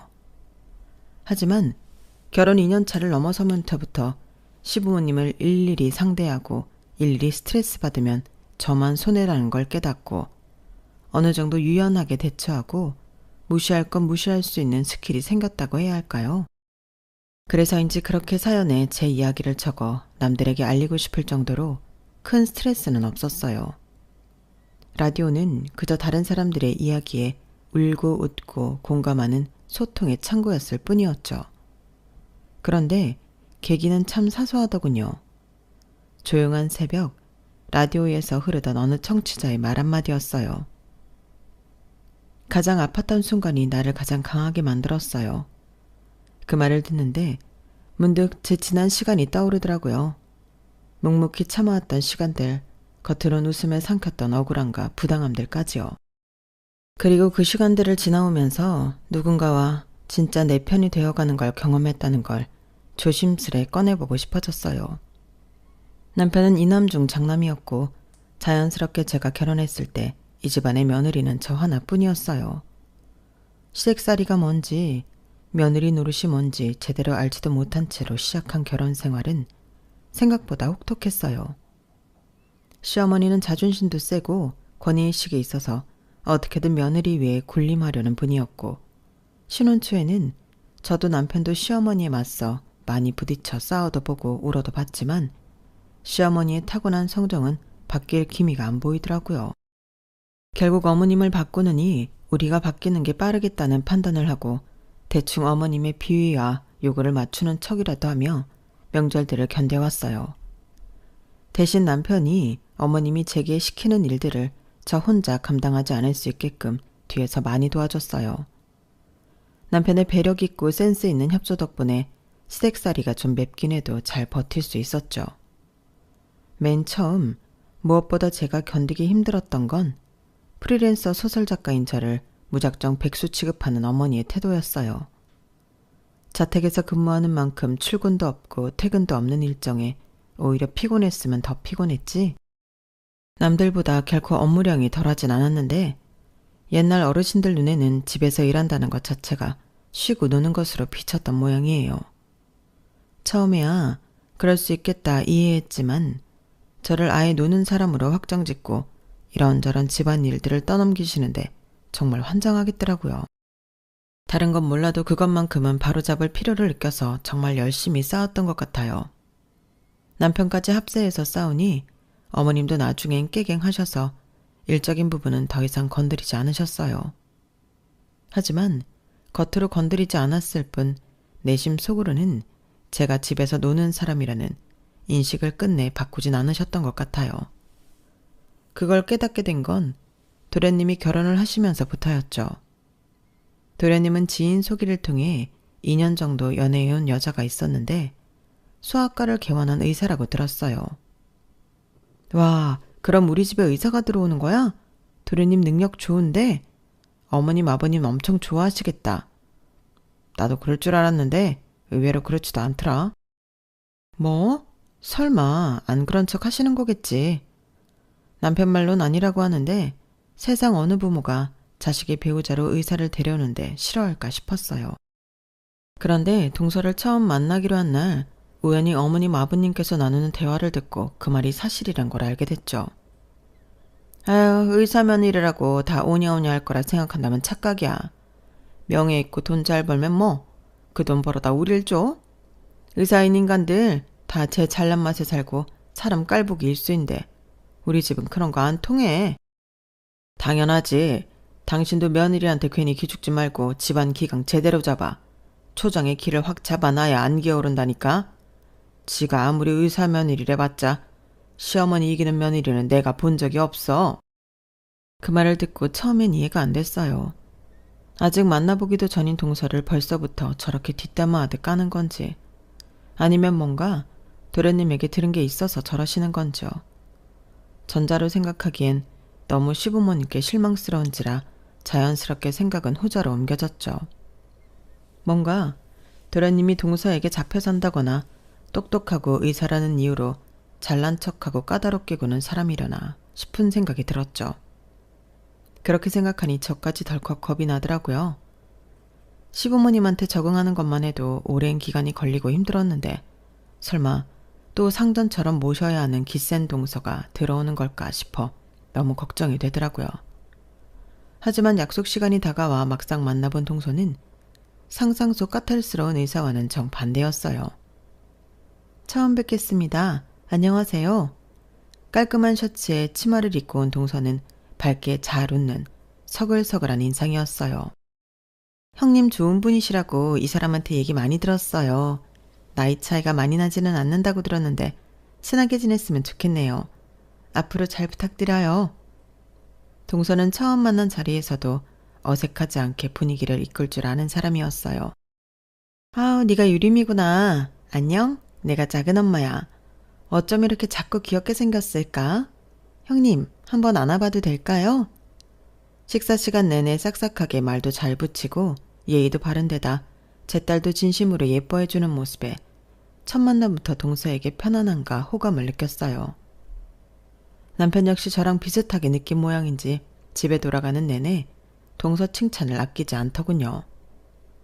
진수 걔가 전에 사귀던 애인들은 진짜 이상한 사람들만 데리고 왔었는데 결혼한다고 데려온 사람은 진짜 괜찮은 사람을 데리고 왔네.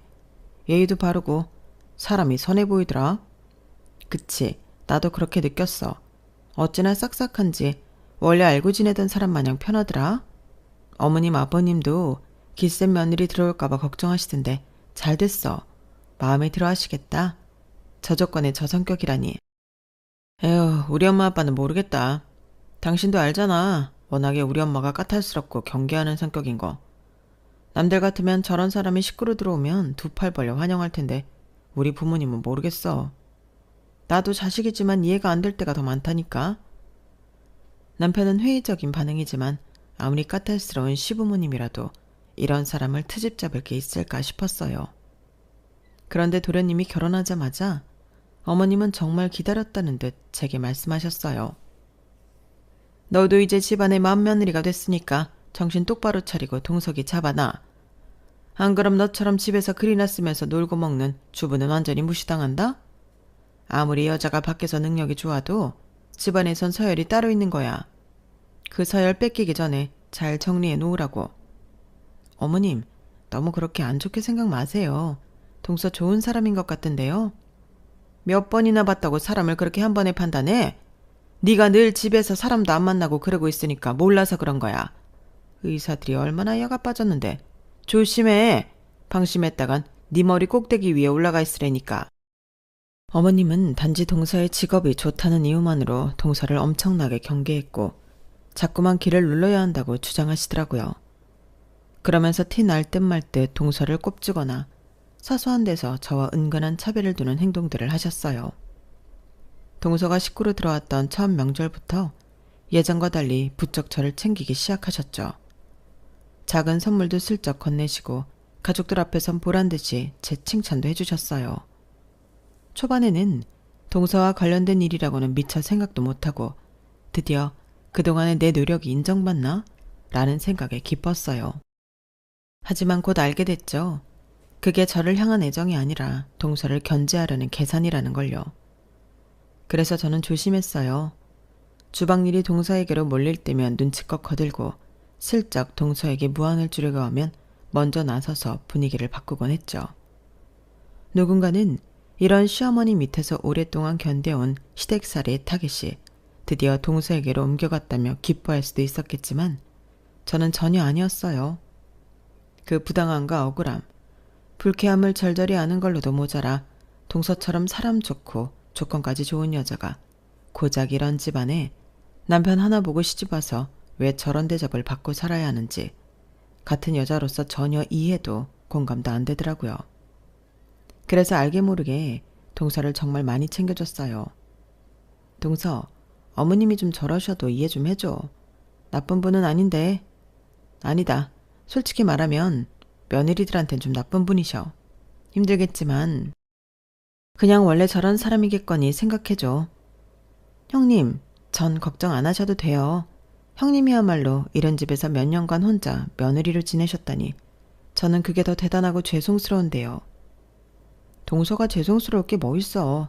동서도 다른 집 갔으면 의사 며느리라고 예쁨 엄청 받았을 텐데 왜 이 집에서 이렇게 고생하는지. 참나. 동서나 동선의 부모님 생각하면 내가 다 마음이 안 좋고 미안해서 그래. 형님 너무 감동이에요. 그래도 여기 시집와서 형님처럼 좋은 분도 만났잖아요. 형님 덕분에 시댁 오는 게 싫지 않아요. 그렇게 말해주니 내가 더 감동이네. 나도 처음엔 정말 힘들었는데 익숙해지니 어머님 저러시는 것도 아무렇지 않아지더라. 동서도 언젠가 그러려니 하는 순간이 올 거야. 그렇게 동서를 뒤에서 잘 챙겨주면서 사이좋게 지내던 어느 날이었어요. 꼬리도 길만 밟힌다더니 결국은 시어머니께서 제가 뒤에서 동서를 챙겨준다는 사실을 눈치채게 되셨죠. 하지만 그게 시어머니에게 배신감이 들게 할 정도로 큰일은 아니었어요. 적어도 제 생각에는요. 그날은 어머님께서 특별히 식당을 예약해 놓으셨다며 고생한 며느리들을 위해 저녁을 사주겠다고 하셨어요. 좋은 식당이긴 했지만 어쩐지 어머님께서 누가 어디에 앉을지까지 다 정해놓은 것 같았어요. 룸으로 되어 있는 공간 가운데 넓은 원탁 테이블이 있었고 어머님은 식구들이 들어오는 족족 자리를 지정해 주셨어요. 그리고 며느리 둘만 남았죠. 하나는 누가 봐도 푹신한 식당 의자였고 하나는 보조 의자였어요. 아무래도 우리 맏며느리가 평소에 고생이란 고생은 다 했으니 둘째 며느리가 여기 앉는 게 맞겠지? 누가 봐도 고의적인 뉘앙스에 동서도 약간 욱한 것 같았어요. 뭔가 그대로 뒀다간 어머님과 한판 싸움이 날 것 같은 느낌에 제가 끼어들었죠. 아니에요 어머님. 동서도 평소에 힘든 일 하는데 편한 의자 앉아야죠. 동서, 일단 여기 먼저 앉아있어. 내가 식당에 보조의자 말고 다른 의자 있나 물어볼게. 형님, 안 그러셔도 괜찮은데. 아니야. 의자 하나쯤 더 갖다 줄 수 있겠지. 기다려봐. 얼마 후 직원이 주문을 받기 위해 들어왔고 간이 의자가 아닌 식당 의자를 받을 수 있는지 물어봤어요. 그랬더니 직원이 얼른 가지고 오더군요. 그래서 그날은 다 같이 편하게 식사를 할 수 있었어요. 하지만 그날 제 오지랖 아닌 오지랖이 어머님의 심기를 제대로 건드린 모양이었어요. 그날 이후 동서를 향한 시댁살이 타깃이 다시 저로 바뀌었거든요. 예를 들면 동서가 시집 온 이후 명절날 음식 준비는 대부분 동서에게 시키고 저는 보조하는 느낌으로 일을 분배했었는데 갑자기 다시 제가 다 떠하는 양으로 바꾸시더라고요. 우리 둘째 며느리는 병원에서 고생하는 애니까 부엌일로 고생시킬 순 없지? 형님, 어머님도 참 너무하신 거 아니에요? 언제는 저한테서 병원에서나 의사지 집안에선 똑같은 며느리니까 일하라고 이러시더니 변덕도 어떻게 이런 변덕이 있어요? 괜찮아. 어차피 동서 시집 오기 전엔 다 나 혼자 하던 일인걸. 어머님 변덕 하루 이틀도 아니고. 걱정 마세요. 어머님 안 보이는 데서 제가 다 도울게요. 형님도 저한테 그렇게 해주셨잖아요. 형님만 고생하시게 내버려둘 순 없죠.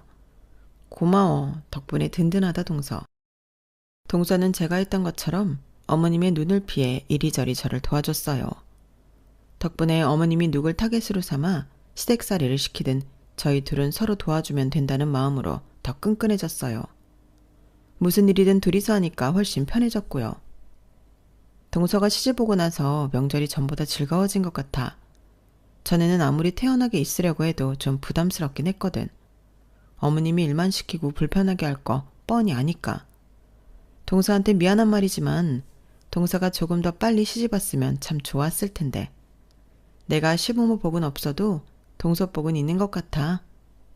형님, 그건 제가 드릴 말씀이에요. 형님이 처음에 저를 많이 도와주셔서 제가 지금까지 버틸 수 있었어요. 아니었으면 저도 남편이랑 진작에 이혼했을 거예요. 남편도 형님께 얼마나 고마워하는지 몰라요. 형님은 우리 부부의 은인이세요. 어머님이 그러실수록 동서와 저는 서로 더 의지하게 됐어요. 그러다 한 번은 정말 동서와 더 끈끈해지게 된 계기가 생겼죠. 오늘은 김장을 하려고 내가 절임 배추 좀 사다 놨다. 우리 집 며느리들 솜씨 좀 보자. 김장해서 니네들도 한 통씩 가져가고 우리 집이랑 옆집 줄 것까지 싹 해봐라. 본인이 안 한다고 여자 둘이서 하루 만에 하기에는 엄청난 양의 김장 재료와 절임 배추를 사다 놓으셨더라고요. 다행히 남편들이 어머님의 잔소리에도 눈치껏 도왔고 넷이서 하니 생각보다는 빨리 끝났어요.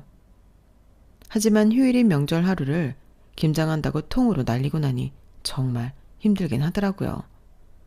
저나 동서나 둘 다 표정이 안 좋으니 그게 신경이 쓰이긴 했는지 어머님이 갑자기 방에 들어가서 봉투 2개를 들고 나왔어요.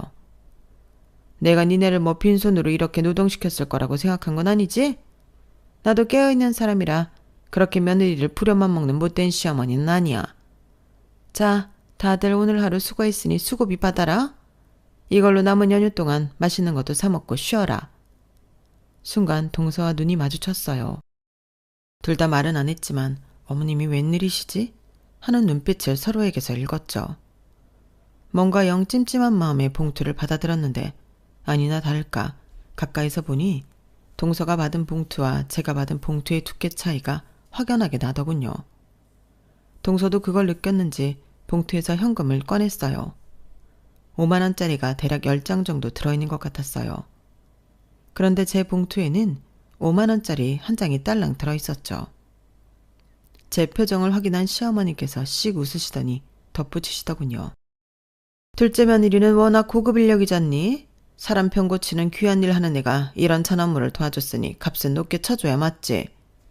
너는 뭐 집에서 놀면서 일하는 사람이니까 이 정도면 충분하겠지? 사람을 뭘로 보는 건지 다른 건 다 참았어도 이건 정말 화가 나더라고요. 그래서 봉투를 내려놓고 어머님께 말했어요. 어머님, 가족이라서 도운 거지 아니었으면 안 했어요. 어머님은 제가 노는 줄 아시지만 저도 이 시간 일하며 이 돈은 택도 없이 훨씬 더 벌어요. 이 돈으로는 어머님 맛있는 간식이나 사드세요. 뭐라고? 저희 대화를 옆에서 듣고 있던 동서가 갑자기 자기도 봉투를 내려놓더군요. 저도요. 어머님 말씀대로 제가 보통 고급 인력은 아니라 인력값 쳐주시려면 이것보다 훨씬 더 돼요. 아르바이트 하러 온 것도 아니고 이 돈은 어머님 쓰세요. 뭐야? 이것들이 아주 쌍으로? 날 먹이려고 작정했니? 힘들 일 시키고 수고했다고 주는 돈을 이런 식으로 거절해? 뭐냐? 니네가 편먹었다 이거지? 그래 그럼 내가 니네 다시는 수고비 같은 거 챙겨 주나 봐라. 어? 하긴 며느리들 노동하는 건 공짜나 마찬가지인데 내가 왜 이런 걸 챙겨줘가지고는. 앞으로 니네 두고 보자. 어머님은 불같이 화내셨고 그걸 달래는 건 남편들의 몫이었어요. 시아버지께서도 표정이 어두워지셨고 어색한 정적만이 흘렀죠. 동서는 그냥 받지 그랬어. 나는 그냥 어머님이 이렇게까지 대놓고 나를 무시하려고 하시는 게 화가 나서. 형님이랑 같은 금액을 받았으면 모르지만 저도 그건 기분이 나빴어요. 형님 욕하는 게 이제 저 욕하는 것만큼 기분 나빠요. 이건 누가 봐도 어머님이 잘못하신 거잖아요. 이런 건 같이 짚고 넘어가야 다시는 민망해서라도 못하시죠. 참, 매번 동서한테 미안해서 어쩌지? 미안하긴요. 저 처음 시집 왔을 때 형님이 저 도와주시고 챙겨주신 걸 생각하면 이 정도는 아무것도 아니죠. 그리고 저도 솔직히 어머님 계속 저러시는 거 보니 정이 너무 떨어져서요. 남편도 알아요. 걱정 마세요. 그래도 이번 일은 괜히 나선 거 아닌가 싶어. 어차피 우리 둘 중에 하나는 어머님 눈밖에 나는 거 한 사람이라도 피하면 좋잖아. 어머님 눈에 들어서 예쁨 받고 싶은 생각도 딱히 없어요. 차라리 형님이랑 더 친해지고 싶죠. 다음에 유림이 아프면 꼭 우리 병원에 데리고 오세요. 제가 진료 잘 봐드릴게요. 정말 말로만 들어도 너무 고맙고 든든하네. 그 일을 통해 저희 둘은 더 끈끈해졌어요. 그 사건이 있은 후로 명절이 아니어도 따로 연락해서 만나기 시작했어요. 동서는 알아가면 알아갈수록 참 요즘 보기 드문 사람이란 생각이 들었고 동서 역시 저를 그렇게 생각한 것 같았어요. 의사라는 직업 때문에 뭔가 조심스럽고 다른 세계의 사람처럼 보여 멀게만 느껴졌었는데 대화해보니 꽤 통하는 점이 많더라고요. 처음에는 밖에서만 만나다가 언젠가부터 서로의 집에도 자주 오가는 사이가 됐죠. 그러다 한 번은 제가 주로 작업하는 공간인 서재를 보여주게 됐어요. 일하는 공간이라 예민한 부분이 있어 손님들이 놀러와도 잘 안 보여주는 공간이었는데 왠지 그날따라 동서가 소설을 즐겨 읽는다는 사실을 알게 되어서인지 보여주고 싶은 생각이 들었거든요. 와, 여기가 형님 서재예요? 정말 멋있어요. 작업실 처음 봐요. 편하게 구경해도 돼. 동서니까 보여주는 거야. 정말요? 근데 형님, 이 작가님 좋아하세요? 저도 이 작가님 제일 좋아하는데. 신기하다. 우린 어떻게 이런 것까지 잘 통해요? 저도 이 작가님 책은 다 모았는데. 동서가 한쪽 벽면을 빼곡히 채운 책장을 가리키면서 물었어요. 그곳엔 제 소설 소장본들만 꽂아둔 곳이었죠. 오프라인 강의나 북콘서트 같은 곳에는 초청을 받아도 잘 안 나가는 성향이었고 소설에는 예명을 쓰는 터라 동서가 못 알아볼 법도 했어요. 동서에게 사실을 말해줄까 말까 엄청 고민이 들더라고요. 뜸을 들였더니 오히려 이상한 걸 먼저 눈치챈 건 동서였어요. 그래서 말을 안 해주고 넘어가기 어려운 상황이 됐죠. 사실은 그 작가가 나야. 네? 거짓말. 정말이에요? 사실대로 고백하니 동서가 기함을 하며 놀라더군요. 정말이야. 이런 걸 뭐하러 거짓말을 하겠어. 아니 그러게 아니라 너무 안 믿겨서 그래요. 사실은 제가 이 작가님 소설 보면서 지겹고 힘든 의대 시절을 버텼거든요. 근데 이 작가가 형님이라니. 진짜 실제로 만나보다는 상상조차 못 해봤는데. 정말? 동서가 그랬다니 그게 더 안 믿기는데? 안 믿기기는요. 형님 소설들이 얼마나 재밌는데요. 와, 그러면 다음에 제가 갖고 있는 책 가져올 테니까 사인해주세요. 네? 저 진짜 좋아해요. 그럴 거 없어. 나한테 책 많으니까 선물로 줄게. 동서가 힘든 의대 시절을 제 소설로 버텼다니 정말 기분이 좋더라고요. 갖고 있던 소장본에 사인을 해서 주니 동서의 얼굴에 마음감이 교차하더군요. 그런데 형님, 왜 오프라인에는 얼굴을 안 비추세요? 저 정말 만나보고 싶었는데. 이런 식으로 가족이 돼서 만날 줄은 꿈에도 상상 못 해봤어요. 그런 데는 좀 부끄럽기도 하고 신상이 알려지는 것도 꺼려져서 시댁이 내 소설을 알게 되는 것도 싫고. 아, 어머님 맨날 형님 보고 집에서 논다고 구박이나 하는데 이렇게 대단한 분인 걸 알아야 하는데. 근데 시댁 식구들이 내 소설 보는 건 싫은 그 마음 뭔지 알겠어요. 그날은 하루 종일 동서와 제 소설에 대한 이야기를 나눴어요. 제일 좋아하는 작가였다는 말이 예의상 하는 말은 아니었는지 정말 눈을 반짝반짝 빛내면서 궁금했던 것들을 질문하더군요. 덕분에 저도 오랜만에 누군가와 제 작품에 대해 이렇게 긴 이야기를 했던 것 같아요. 늘 혼자 하는 일이라 외로웠는데 동서 덕분에 외롭지 않은 느낌이 들었죠. 솔직히 여기서 더 친해질 줄은 몰랐는데 남편도 잘 모르는 제 일에 대해 공유할 사람이 있다고 생각하니 동서가 더 애틋하고 편안해지더군요. 동서와 웬만한 단짝 친구보다 더 친하게 교류하게 되었을 때쯤이었어요. 어머님 생신날 가족이 모여 축하하는 자리를 갖기로 했는데 어머님이 그날따라 부쩍 피곤해 보이시더라고요. 거실에 앉아 계시다가 갑자기 손을 떠시고 얼굴이 창백해지기도 했죠. 어머님, 어디 불편하세요? 예사롭지 않은 느낌에 다가가서 여쭤봤지만 어머님은 평소처럼 퉁명스럽게 내뱉으셨어요. 신경 쓰지 마라. 나는 뭐 매일 팔팔해야 하니? 나이도 들었는데 피곤한 날도 있는 거지. 원래 이 정도쯤은 그냥 넘긴다. 그냥 피곤하셔서 그런 거죠. 뭔가 불편해 보이셔서 걱정돼서 여쭤봤어요. 그 말을 듣고 동서가 조용히 제 옆으로 다가왔어요. 직업이 의사라 그런지 아무래도 더 예민하게 반응하는 것 같았어요. 어머님, 가슴이 답답하세요? 숨이 차시진 않고요. 뭘 이 정도 가지고 호들갑이야. 왜? 니네 둘 다 내가 죽을 병이라도 걸렸음 싶냐? 무슨 말씀을 그렇게 하세요. 어머님 연세에 건강 이상 생기면 바로 알아보는 게 좋으니까 그렇죠. 아이고, 명이나 합셨네. 명이나 합셨어. 의사라고 오냐오냐 해줬더니 지금 내 앞에서 잘난 척하는 거냐? 동네의 새끼들이나 진찰하는 네가 뭘 안다고. 어머님, 진료에 노인이 어딨어요. 그래도 우리 식구 중에 의사가 있으니 얼마나 든든해요. 아니, 내가 괜찮다는데 왜 니들이 더 난리야? 그냥 컨디션이 안 좋아 그런 거니까 좋은 날 분위기 망치지 마라. 걱정해주는데 공격적으로 나오니 동서도 순간 욱한 것 같았어요. 그랬더니 재빨리 동서의 어깨를 두드렸죠. 진정하더군요. 동서가 참아. 오늘 어머님 생신이잖아. 이런 날 아픈 얘기 꺼내기 싫으신 걸 수도 있어. 아니, 그래도 그렇지. 그럼 그냥 됐다고 하고 말 일이지. 저한테 명이 납셨다느니 애새끼 진료나 한다느니 할 건 뭐예요? 그치, 어머님이 그건 심했어. 오늘은 건드리지 말자. 내가 괜히 얘기 꺼내가지고. 동서까지 안 좋은 소리 듣게 했네. 미안해. 형님이 미안할 게 뭐가 있어요. 어머님 폭언하는 거 듣는 거 하루 이틀인가? 오늘은 걱정해서 그런 건데 사람 무한준이 화가 나서 그랬어요. 그런데 말이야 동서가 보기엔 어머님 상태 어때 보여? 정말 저들의 병원에 안 가셔도 될까? 몰라요. 가시든지 말든지. 저희한테 부정도 못할 정도로 아프기 시작하면 가지 말래도 알아서 가시겠죠 뭐. 그땐 뭐 돌이킬 수 없어질지도 모르겠지만. 동선이 완전히 악에 바친 것 같았어요.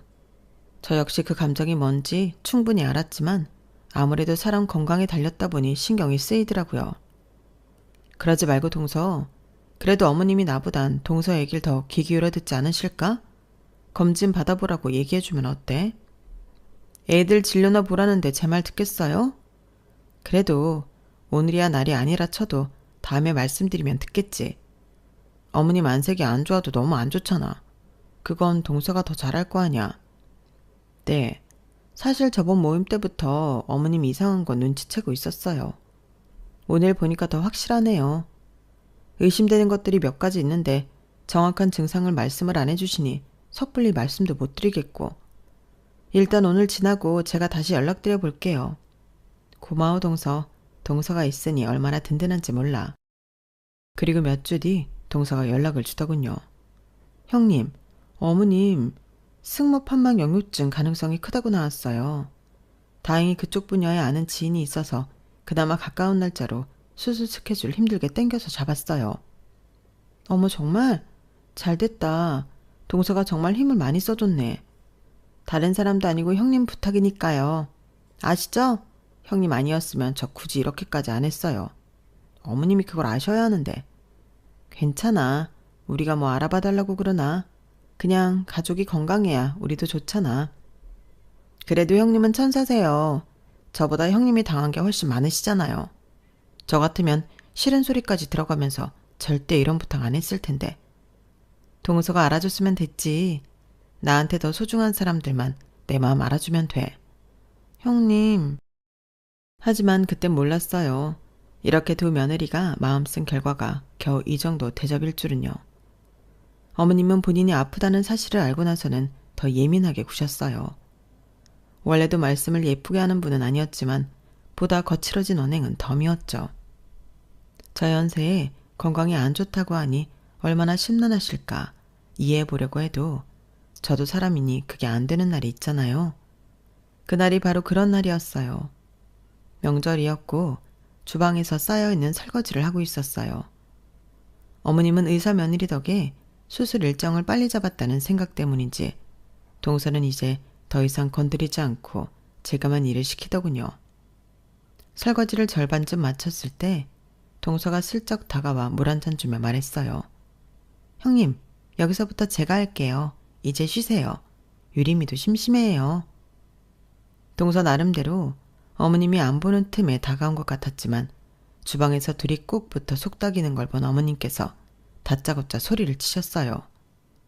야, 니네 둘이 붙어서 무슨 얘기를 그렇게 비밀스럽게 해? 동서는 열이 확 오른 얼굴로 뒤도 돌아보지 않은 채 설거지를 시작하더라고요. 그걸 본 어머님이 더 목소리를 높이며 저희에게 다가왔죠. 야, 네가 얘 설거지하라고 시켰어? 의사가 무슨 설거지를 해? 집에서 노는 네가 해야지. 동서를 시켜? 그러더니 제 손목에서 고무장갑을 확 벗겨내더니 그걸로 제 뒤통수를 소리나게 탁 때리셨어요. 그 순간 주방 안 공기가 얼어붙었어요. 손끝이 저릿하고 뒤통수에서 뜨거운 느낌이 올라오는데도 사람이 너무 놀라니 얼어버리더군요. 몇 초간 놀란 감정이 가시고 나니 속이 부글부글 끓어오르면서 눈앞이 하얘지더라고요. 이젠 정말 참지 말아야 할 순간이 들었다는 느낌과 함께 어머님을 획 쏘아보았어요. 어딜 그딴 눈으로 시어머니를 쳐다봐? 그때 동서가 갑자기 어머님 손목을 단단히 붙잡고 차분하지만 차가운 목소리로 말하더군요. 어머님, 지금 뭐 하시는 거예요? 뭐 하긴 뭐래. 자기한테 시킨 일 동서한테 미루길래 혼 좀 내준 거지. 형님이 저한테 미룬 게 아니라 제가 하겠다고 나선 거예요. 그게 마음에 안 드셨으면 저한테 뭐라고 하시던가요. 왜 애꿎은 형님 뒤통수를 치세요? 어머님, 저희 남편이랑 아주버님도 이런 식으로 키우셨어요? 뭐야? 너 지금 그 얘기가 왜 나와? 아들이랑 며느리랑 같아? 내가 며느리 좀 혼낸 게 뭐 그리 잘못이라고 이러는 거야? 아들이나 며느리나 어디 귀한 집 자식인 거 마찬가지인데 당연히 같아야죠. 저희 친정 엄마가 어머님 막내 아들 뒤통수 때리면 기분이 좋으시겠어요? 뭐라고? 얘가 왜 갑자기 끼어들어서 이래? 내가 너한테 뭐라고 한마디를 했니 뭐랬니? 나는 네 형님 잡으려는 거니까 넌 빠져라. 그러니까 왜 형님을 잡으시냐고요. 형님이 어머님한테 어떻게 했는지는 똑바로 아시고 잡으셔야죠. 어떡하긴 뭘 어떡해. 제가 너처럼 내 건강을 신경 써서 수술 일정을 땡겨주기라나 뭘 하나? 어차피 어디 써먹을 데도 없는 며느리인데 집안일이라도 알차게 써먹어야지. 난 네 일 덜어준다는데도 왜 나만 갖고 이러니? 어? 어머님, 제가 어머님 건강 신경 써서 그렇게 해드린 줄 아세요? 뭐? 그럼 그거 다 형님이 간곡히 부탁해서 어렵게 땡긴 일정이에요. 솔직히 형님 아니었으면 저 어머니만을 위해서 이렇게까지 안 했어요. 그게 무슨 말이냐? 전 어머님 생신날 어머님이 검진받을 생각 없다고 하셔서 그대로 둘 생각이었다고요. 그런데 언니가 자꾸만 그래도 어머님 건강 걱정되니 검진도 받고 알아봐 달래서 그렇게 한 거예요. 형님이 아무 말도 안 하시니까 정말 우습게 보이세요? 형님 아니었으면 어머님 더 위급할 때까지 병세 몰랐을 수도 있고 수술 제때 받지도 못했을 거예요. 근데 이렇게 체력 좋게 사람한테 손찌검까지 하시는 걸 보니 아직 급하진 않으신 것 같네요. 다른 더 급한 환자에게 기회를 넘길게요. 그 한마디에 어머님은 처음으로 완전히 무너지는 표정을 지으셨어요. 제 평생 그처럼 어머님이 당황하는 얼굴을 본 건 처음이었죠. 아니, 그게 아니고 어쩔 줄 몰라 하며 얼굴이 하얗게 질리는 모습을 보는데 뭔가 기분이 이상했어요. 늘 참아왔던 것들이 한꺼번에 울컥 올라오는 느낌이었죠. 어머님, 저희는요. 아무리 어머님 저희한테 믿게 대하셔도 어머님이 오래 건강하셨으면 좋겠어요. 그래서 동서한테 부탁한 거예요. 어머님 건강만큼은 진심으로 생각해서 어려운 부탁인 거 알면서도 동서한테 사정사정해서 겨우 알아본 거라고요. 그런데 어머님, 건강을 위해서는 주변 사람도 소중히 대해주실 줄 아셔야죠. 아무리 화가 나셔도 사람한테 손찌검하면 안 되죠. 조용히 말하는 제 목소리가 스스로도 낯설게 느껴졌어요. 저는 어머님께 잘해드리고 싶어요. 늘 어머님이 원하는 대로 하려고 노력했고요. 그런데 이렇게까지 해야 되는지 이제는 잘 모르겠네요. 제 말에 어머님은 아무 대답도 못하고 입술을 꽉 깨문 채 떨고 계셨어요.